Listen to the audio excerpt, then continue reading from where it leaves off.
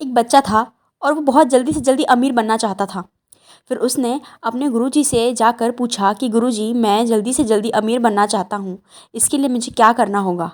तब गुरुजी ने उसे बताया कि मैं तुम्हें एक ऐसी जगह ले चलता हूँ जहाँ पर बहुत सारे कंकड़ और पत्थर हैं, लेकिन उसमें से सिर्फ एक ऐसा पत्थर है जो कि बाकी पत्थरों के मुकाबले बहुत गर्म होगा और बाकी जो पत्थर हैं वो बहुत ठंडे होंगे, और उस पत्थर की मदद से तुम किसी भी चीज़ को टच कराओगे तो वो सोना बन जाएगा। और फिर इतने सारे कंकड़ों में लेकिन अब काम यह था कि उसे उस गर्म पत्थर को ढूंढना था। तो फिर बच्चा बिना किसी देरी के उसी काम में लग गया।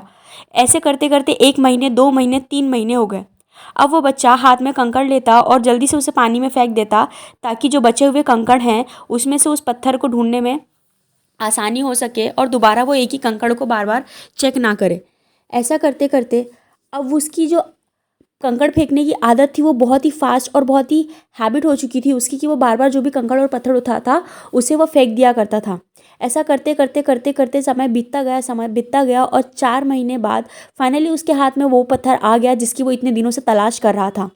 अब वो जैसे उसके हाथ में वो पत्थर आता है उस पत्थर को वो पहचान लेता है, लेकिन जो कि अब उसकी आदत हो चुकी कि वो हर पत्थरों को जैसे ही हाथ में आता चेक करके फेंक देता था। उसने उस गर्म पत्थर को, यानी कि जिस पत्थर को इतने दिनों से तलाश कर रहा था, उस पत्थर को भी नदी में फेंक दिया और उसके बाद अपने सर पे जोर से पटका, क्योंकि उसे रियलाइज़ हो गया था कि उसने क्या फेंक दिया है, जिसके लिए वो दिन रात इतने दिनों से 4 महीने से मेहनत कर रहा था। आखिरकार उसने वो पत्थर भी हाथ में आते ही फेंक दिया।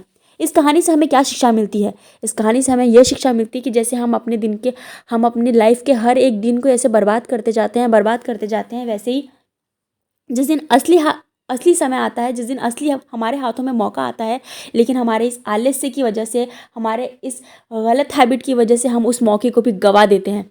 इसीलिए हमें अपनी लाइफ में बहुत ही अलर्ट होना है, अपना समय बिल्कुल भी बर्बाद नहीं करना है।